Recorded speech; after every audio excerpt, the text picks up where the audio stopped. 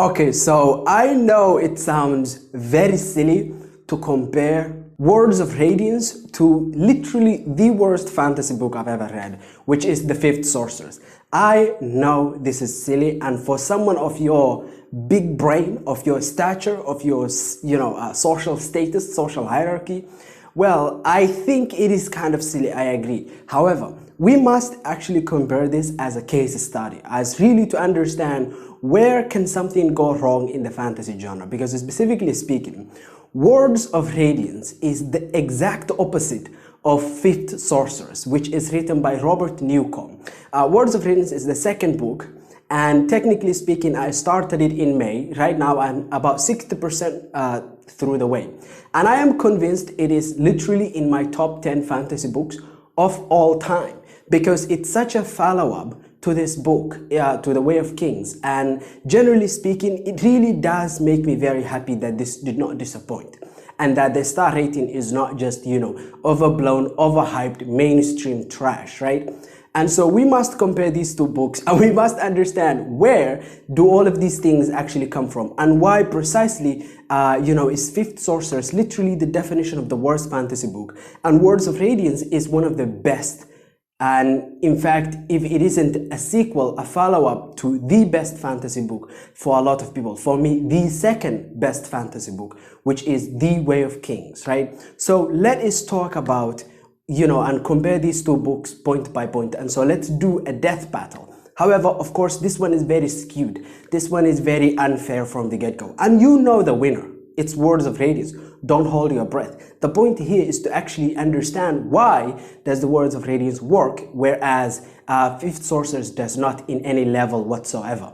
Okay, so let us now get into the death battle. The biggest point and the major point that these two books differ on is actually the uniqueness and how unique each book is, because the Fifth Sorceress is the definition of a laundry list. If suddenly, in the middle of Times Square, an old man with a huge beard showed up, and he had a shop, some sort of a grocery store, and he was selling fantasy tropes. Basically, Robert Newcomb was that rich fella who went into the grocery store and bought the whole place. Technically, that is what it is. There is not a single innovation on all of the stereotypes that are in the fantasy genre. He uses archetypes from classic fantasy. However, unlike a lot of classic fantasy authors who have come before him, he actually doesn't put any effort into trying to change or at least add any new, interesting, fresh twists. Take, for instance, the protagonist Tristan. He is a chosen one boy, okay? First of all, he's a boy, he's chosen, he's a reluctant hero, and he is impossibly good. There's nothing wrong with being impossibly good. The issue here is how this is just compilation after compilation after compilation of tropes, right?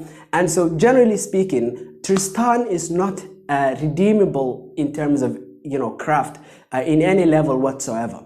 Compare that with Kaladin, who even in first of all, The Way of Kings, he was really well tested. But in here, he seems to, in the second book, his arc seems to be progressing toward, becoming a Knight Radiant or something like that. Well, guess what? This is beautiful because, as I explained some time ago, the magic system of the Knights Radiant and the way the system of the Knights Radiant has been set up by the Heralds, it actually enables a lot of character arcs. And so, even though Kaladin is impossibly good, even though he's one of those, characters who has been broken by the world and has not seemed to have gone to the dark side, and he is holding to his conviction on his beliefs, we see that many times he is still developing as a character.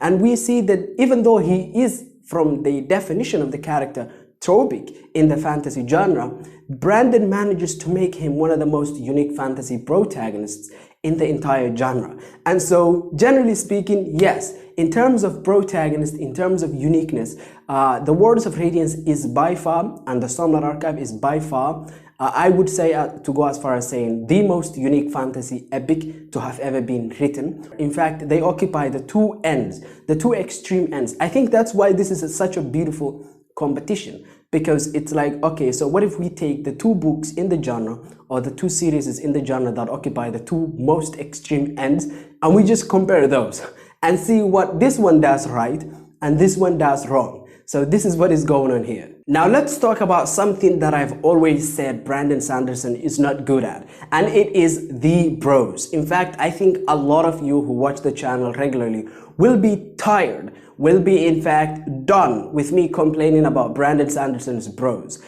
In fact, I don't really think it's terrible, I just think it lacks any sort of flesh. Okay, it's too bony, it's too mechanical. That's what he's going for, that is his objective. He does it remarkably well. This is why I have never removed any star rating from any of Brandon Sanderson's books as of late, because of his prose.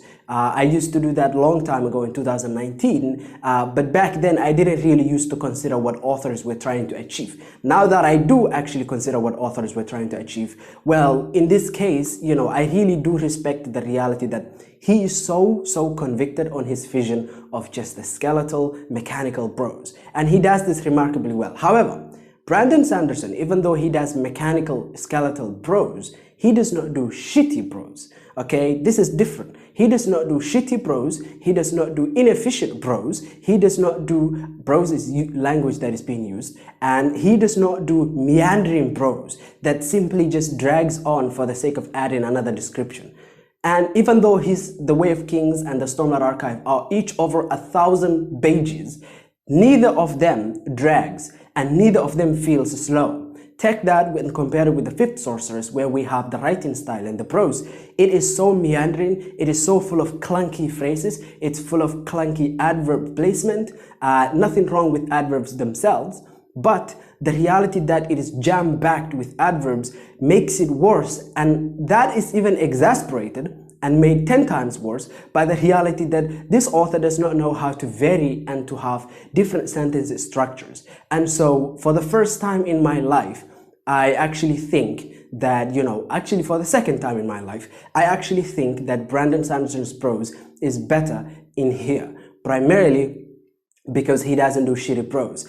Last time I actually said his prose is better, it was compared to George R. R. Martin, because George R. R. Martin's prose is very stylized and to a point where it just takes away from the story and you cannot really read or get the full extent of the Song of Ice and Fire without rereading some of the stuff in there. Then let's talk about the world building. The world building in the Stormlight Archive versus the world building in the Chronicles of Blood and Stone, which is the first, from there, the first book is the fifth Sorceress. Well, we have in here world building that actually is the most unique world building in the fantasy genre. Forget about Tolkien, forget about George R. R. Martin, forget about, any of the greats that you will find in the genre. We have the most unique. In fact, forget about everything Brandon Sanderson has ever written, everything from his previous works before the Way of Kings, before the Stormlight Archive, and in fact everything after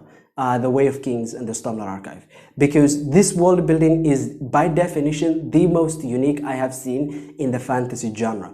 It is so good and it is so unique that I genuinely respect Brandon Sanderson and the effort he seems to be putting into his craft year after year, month after month, week after week, book after book, series after series, epic after epic. And it is crazy to me because you see the world building in here is good because it is it's unique. However, you see there is a trap, there is a problem with uniqueness, where sometimes a theme can be so unique that audiences don't find it likable, right? Because there's nothing familiar about it. But in my opinion, Brandon Sanderson actually strikes a very good balance between unique and familiar.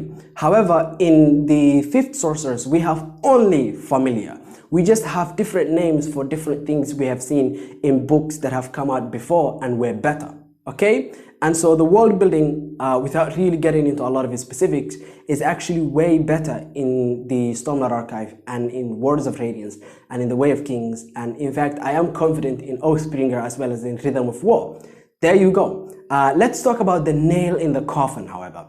The theme that I think really sets Brandon Sanderson's, Stormlight Archive apart from the Chronicles of Blood and Stone. And this has to be the themes.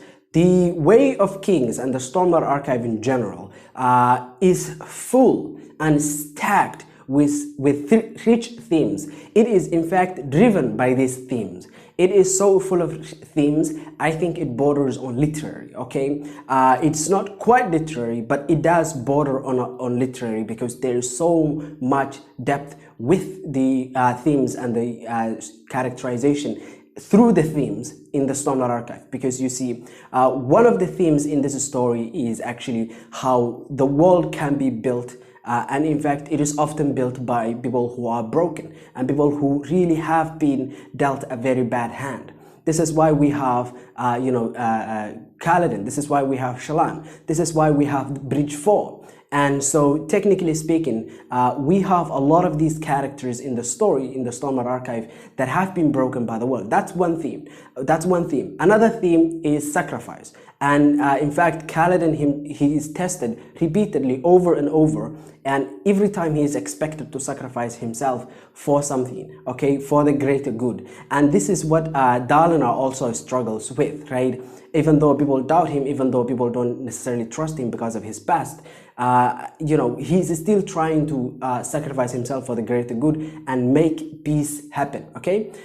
There are a lot of themes in this story. These are just two themes that you can glimpse if you're a casual reader, okay? And technically speaking, it is so rich and so strong. You see, you can have themes, you can have a lot of monologues, but the issue here is that even though there are a lot of monologues in Fifth Sorceress, even though the author seems to be trying to explore a lot of themes, you see, a theme being explored in a story is not relevant when it is a monologue and that's it. It has to actually affect the characters. It has to affect the way the characters move through the story, and it has to affect the plot. And so, for instance, I'll give you an example. Right? Sacrifice. This is a theme in the Way of Kings that you can see strongly because Kaladin sacrifices himself to teach and to get the Bridge 4 out of the Stuber, as well as to push them forth, right, and to help them. Okay, this is him sacrificing himself. When he joins the army, this is before the story starts in a backstory. For his brother, it's a sacrifice, right? And so this is literally the theme impacting the story directly. And the theme I mentioned before, like broken people building the world and fixing the world. Well, guess what? That happens a lot too, right? We have Kaladin, who is depressed, and he was storm blessed. He was a general, very established. Boom, down into the mud. Now he actually still is doing great things and building the world and making the world a better place, despite having been given nothing. So the themes affect the story. However, the monologues that we have in the Fifth Sorceress do not affect the story. They are just there because the author is trying to be deep. And this is garbage. This is really not good. And so this was a case study of these two books. And what makes good fantasy, okay? Good fantasy is not good because you have dragons and because you have magic system. If you want critical acclaim, you are going to have to really get down to the nitty-gritty details and actually make sure that your story is good on a craft level.